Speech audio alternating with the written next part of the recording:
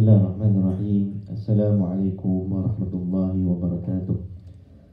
Alhamdulillahi rabbil alamin. Wassalatu wassalamu ala ashrafil anbiya'i wal mursalin wa ala alihi wa sahbihi wa man tabi'ahu bi ihsanin ila yaumiddin.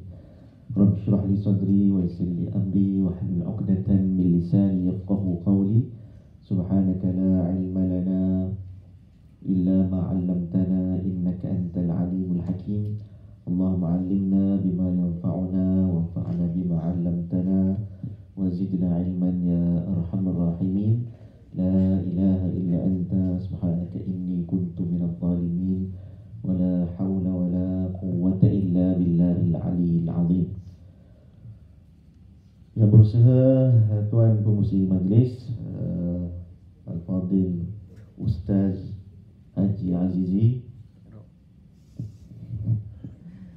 yang dihormati lagi disegani Ustaz Doktor juga, kita punya Ustaz Doktor Azmi Nias, selaku KPP Fakulti Perakaunan, barisan pensyarah yang hadir pada malam ini, pensyarah yang beriman yang hadir pada petang ini,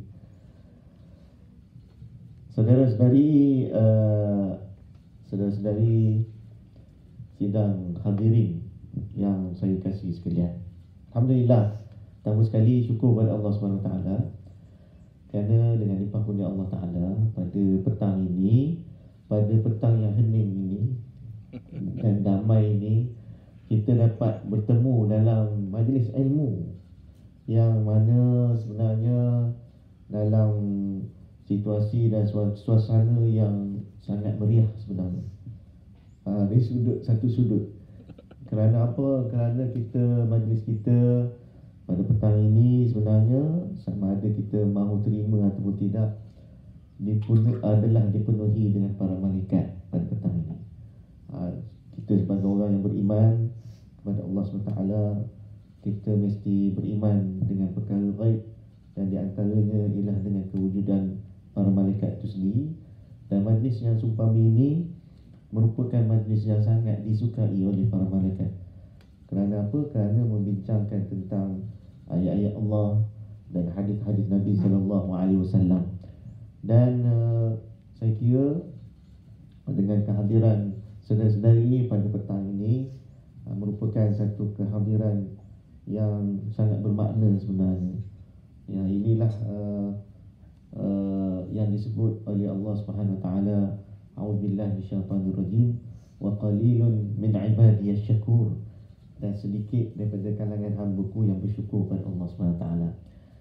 Walaupun sebenarnya saya bukan nak kata saudara-saudara ini sedikit, tidak.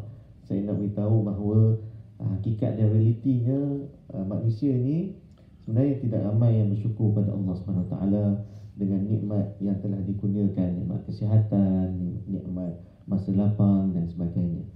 Jadi saya percaya kehangatan hari raya itu telah terasa sehingga hari ini, sehingga petang ini dan saat ini. Sebab itulah kita memang sudah tidak pelik lah kalau sekiranya berlaku situasi-situasi yang memenikkan, situasi yang panik, di mana kita akan mendapati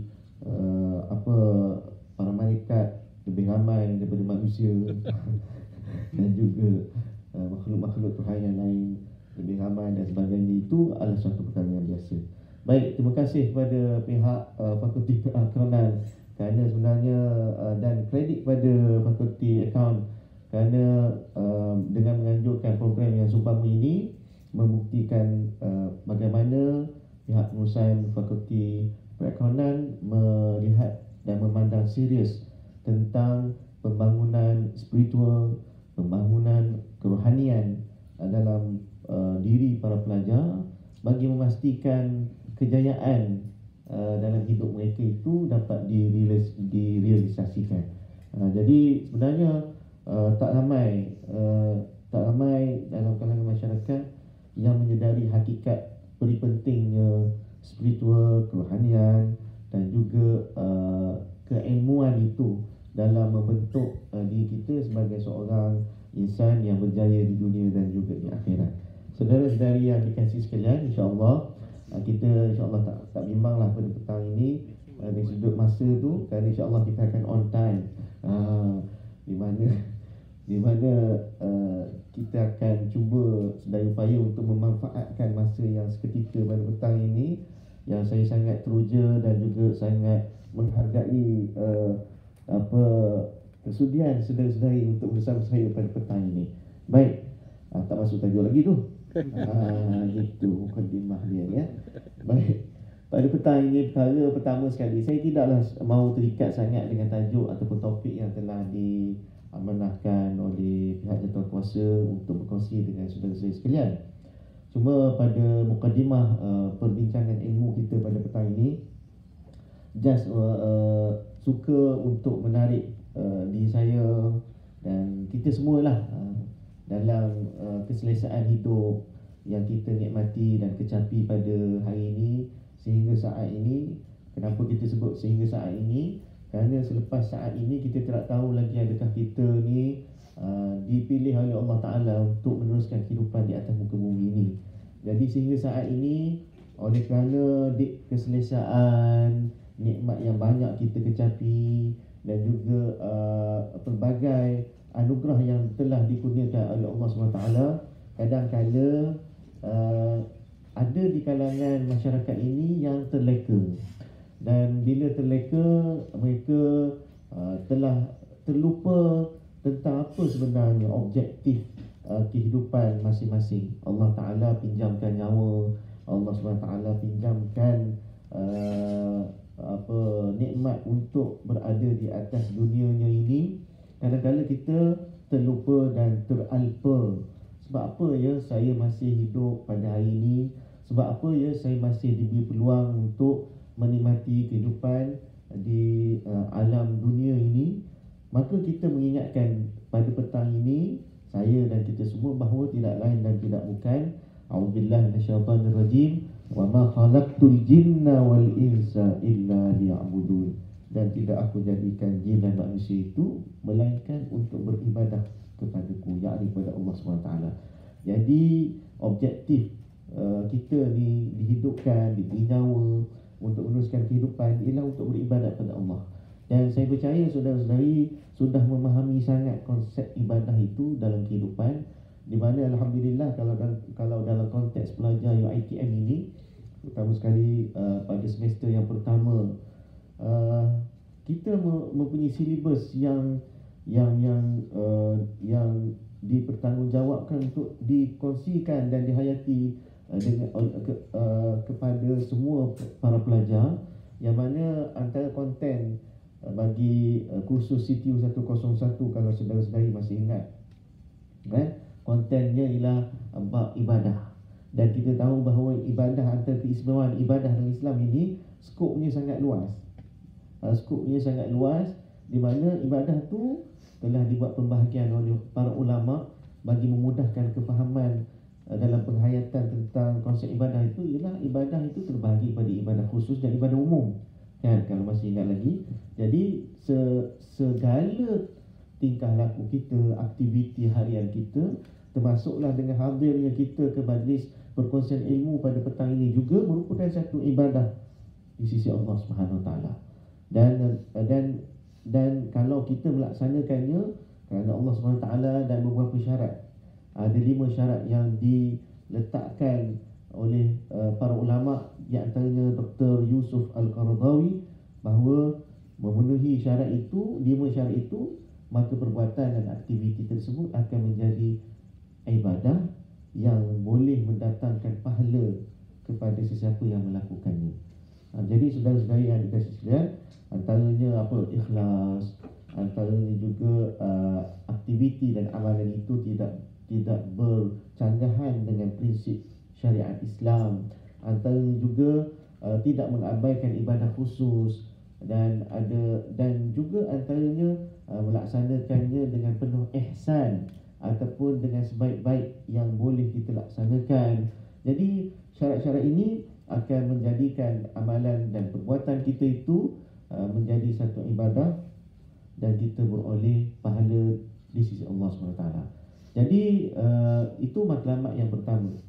Jadi maknanya seluruh hidup kita, bukan bila kita datang ke masjid, bila kita buka Quran, bukan kita di atas tikar sejadah baru nak beribadah, tetapi seluruh hidup kita tu kita diberi peluang untuk menjadikan dia sebagai satu ibadah yang boleh mendatangkan pahala kepada kita. Itu yang pertama. Yang kedua, dan kita juga tahu bahawa tanggungjawab dan objektif Allah Ta'ala pinjamkan nyawa kita ni ialah untuk menjadi sebagai seorang khalifah, wakil yang dijadikan oleh Allah Ta'ala untuk memakmurkan muka bumi ini dengan mengikut peraturan dan juga undang-undang yang telah ditetapkan dan ditentukan oleh Allah SWT.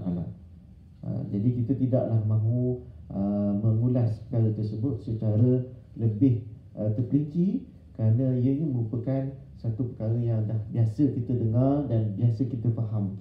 Cuma kita nak relatekan ialah dari sudut accountant tadi kan, future accountant, maknanya akan jadi seorang accountant yang bagaimana, yang perlu kita terapkan dalam minda dan juga hati kita.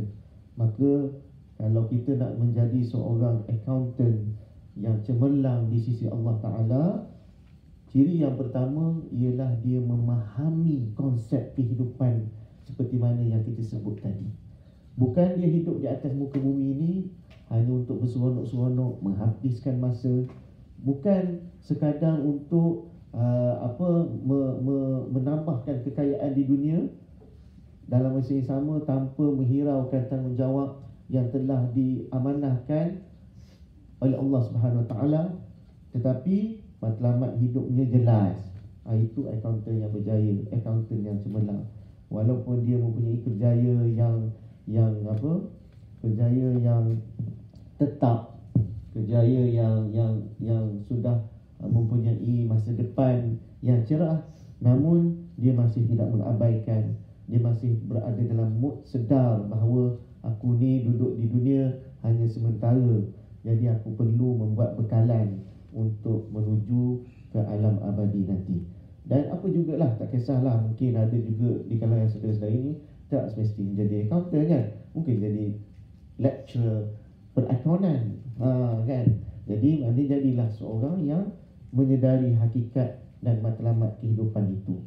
Baik, saudara-saudara yang dikasihi sekalian, dalam menjadi seorang yang cemerlang dalam apa jua kerjaya kita satu hari nanti, termasuklah dalam kerjaya hakiki saudara-saudari pada hari ini, iaitu sebagai seorang pelajar, mahasiswa-mahasiswi yang cemerlang, kita jangan lupa saya terus sajalah ada dua ciri-ciri yang perlu kita memberi perhatian yang serius untuk menjadi seorang yang baik, seorang yang cemerlang, seorang yang berjaya, sama ada sebagai accountant, sebagai kaki tangan awam ataupun swasta suatu hari nanti, dan juga sebagai seorang pelajar. Iaitu apa dia? Dua sifat dan sikap yang saya juga pernah berkongsi perkara ni dengan Al-Fadhil Ustaz Haji Azizi kita sebentar tadi kan. Pernah berbincang yang mana terdapat dalam surah Al-Qasas ayat 26, Allah Subhanahu Wa Taala telah berfirman, A'udzu billahi minasyaitonir rajim. Qalat ihdahuma ya abati ista'jirhu inna khayra man ista'jartal qawiyyul amin. Apa maksudnya? Wahai ayahandaku, telah berkata salah seorang daripada wanita itu, salah seorang daripada anak perempuan tersebut, ya abati, wahai ayahandaku, istajirhu, upahlah si fulan, upahlah dia ataupun jadikanlah dia seorang pekerja kamu. Inna khaira man istajarta, sesungguhnya orang yang paling baik untuk kau beri upah ataupun untuk kau lantik sebagai pekerja kau ialah orang yang bagaimana? Al-Qawiyyul Amin, orang yang kuat dan orang yang amanah. So, dua perkara ini yang kita nak highlightkan pada petang yang berbahagia. Ciri-ciri yang sangat penting. Apa juga background kita suatu ketika nanti dan juga background kita pada hari ini. Kekuatan dan amanah itu, integriti itu adalah satu perkara, elemen yang sangat penting untuk memastikan kita ni orang yang berjaya. Dan itulah kriteria pun yang menjadi fokus utama bagi majikan, bagi mana-mana syarikat dalam membuat pemilihan kandidat yang datang untuk bekerja di bawah ataupun di dalam syarikat mereka. Apa dia? Mempunyai kekuatan dan juga amanah. Dua nilai yang sangat penting. Kekuatan yang bagaimana yang perlu kita fokuskan. Bagaimana kekuatan itu boleh direlatekan dengan dengan latar belakang seorang accountant, dengan latar belakang seorang kaki tangan awam, pekerja swasta dan sebagainya.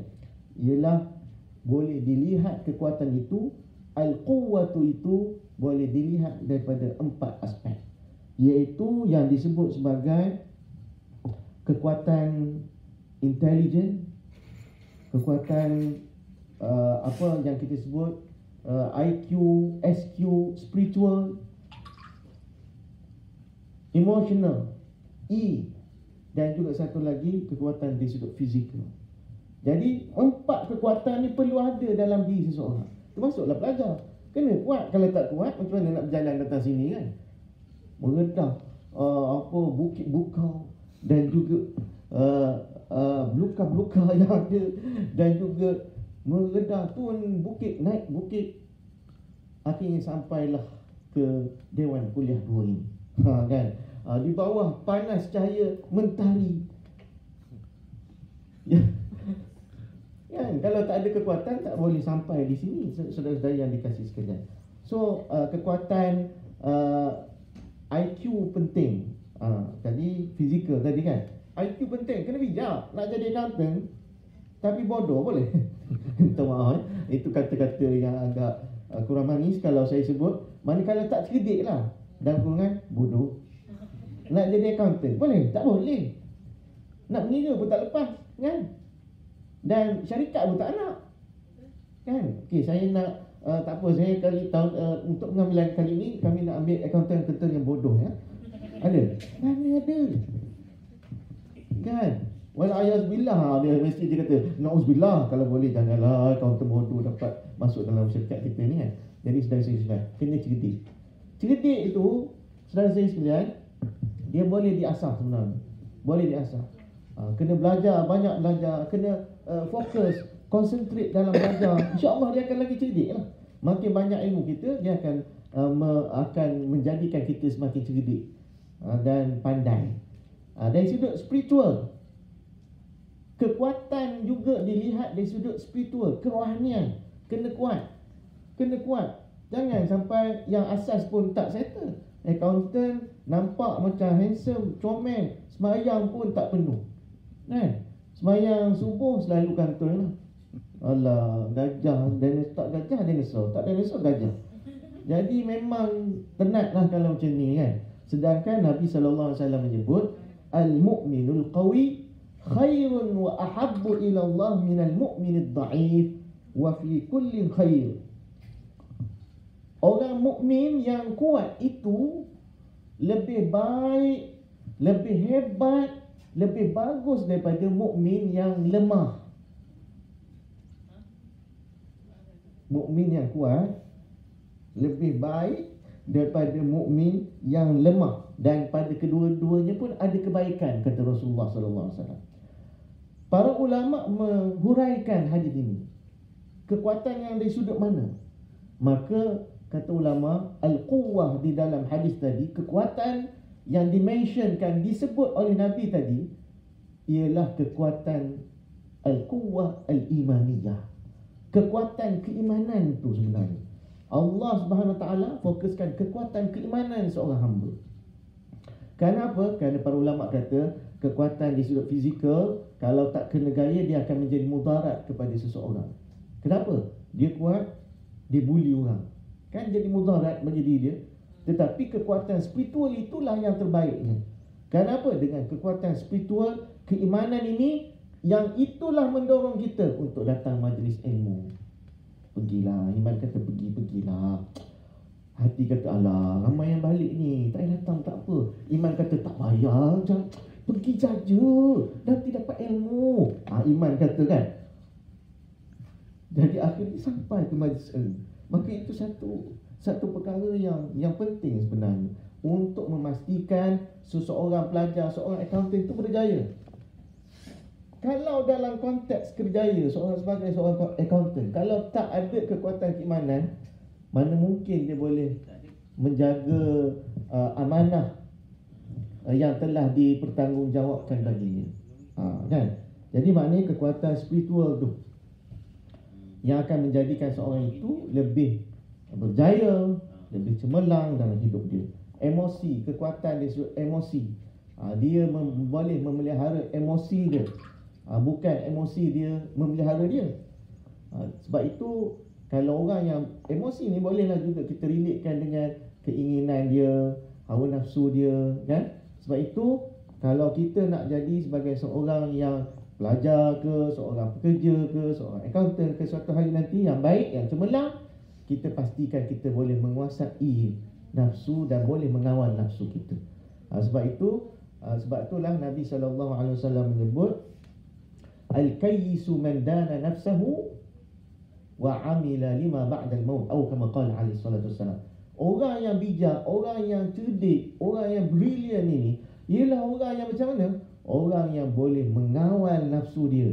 Nafsu dia kata ambil lah, kan RM100 je, bukan nak orang perasan. Awak manage account juta-juta ni, contoh kan, contoh. Alah, orang tak perasan, celah gigi je tu. Jadi maknanya tuan-tuan, tidak, dia kawal nafsu dia. Astaghfirullahalazim, RM100 je pun, ataupun sikit, walaupun sikit ni nak jadi darah daging aku, nak jadi darah daging anak-anak aku nanti, kan? Anak-anak nantilah. Yang sekarang ni anak juga, anak tekak, kan?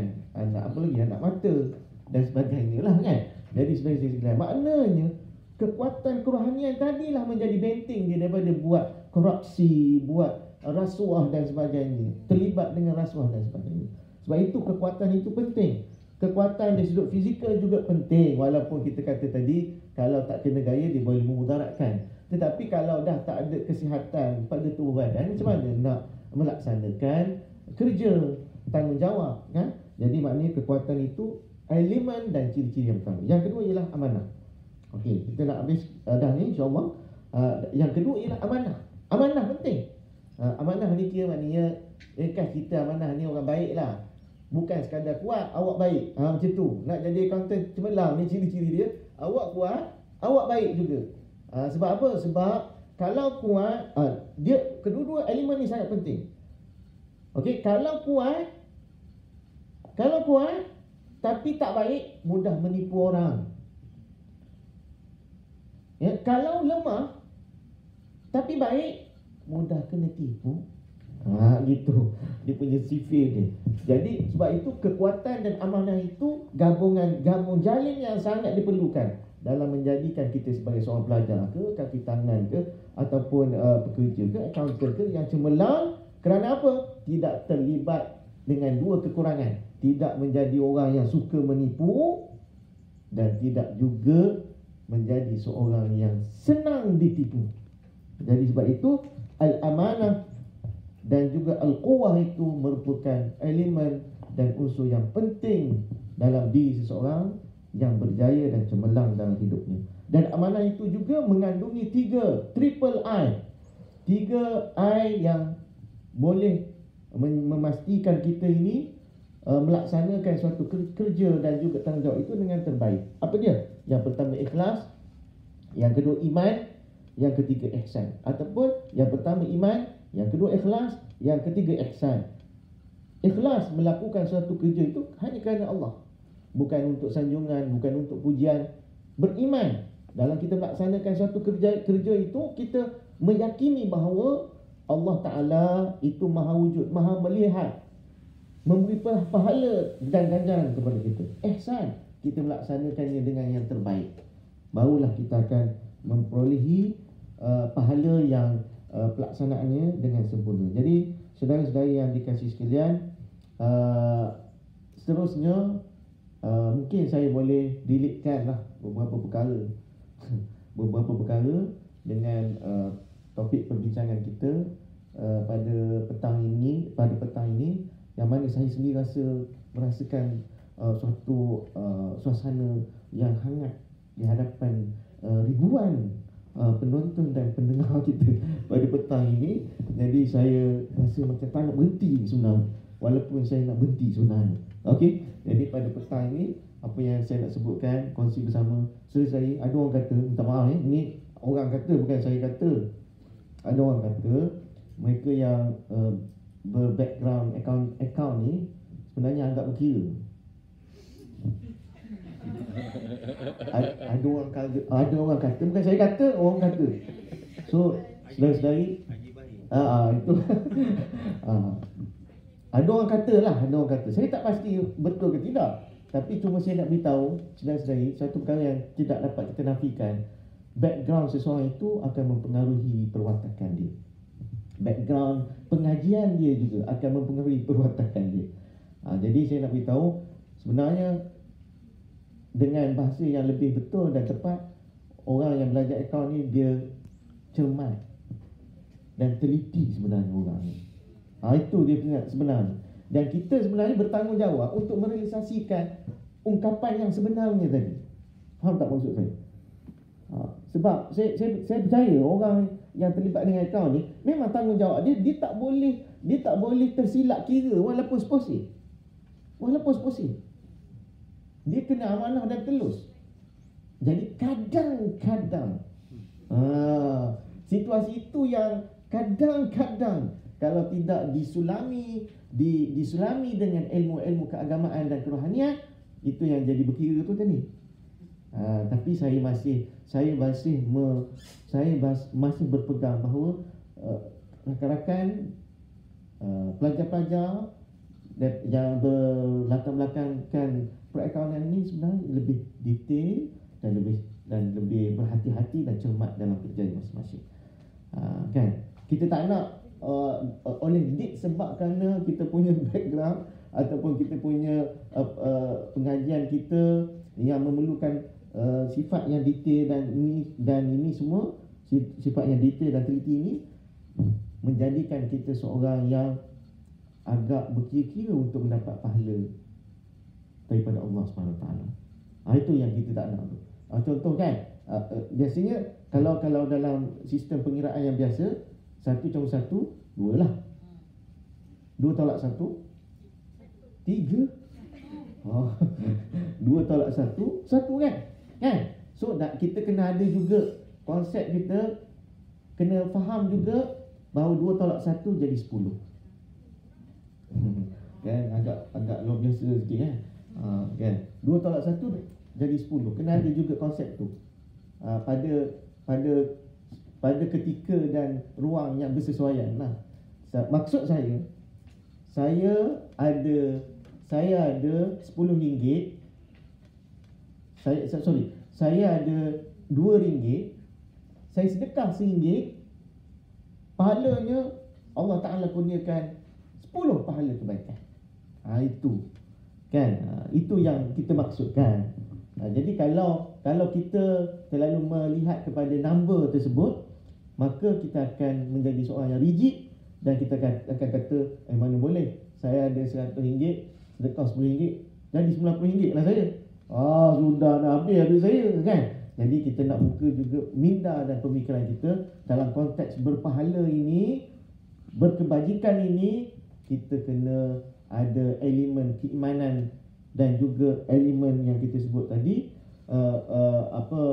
spiritual tadi, untuk mendorong kita melakukan perkara-perkara yang boleh mendatangkan pahala dan ianya memenuhi kriteria ibadah dalam kehidupan kita. Okey, jadi saya kira faham maksud apa yang saya maksudkan dalam isu yang saya ketengahkan di akhir tadi.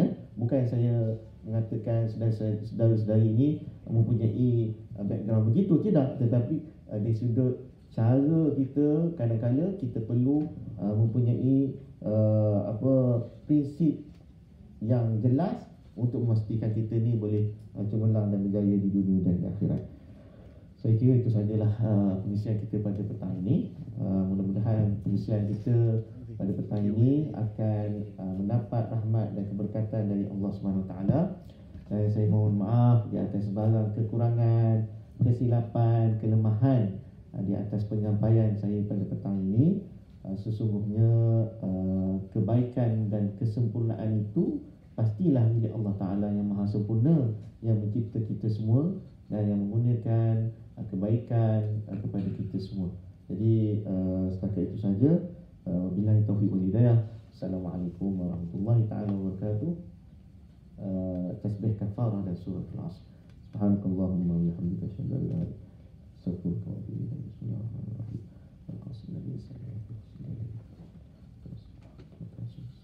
Wallahu ta'ala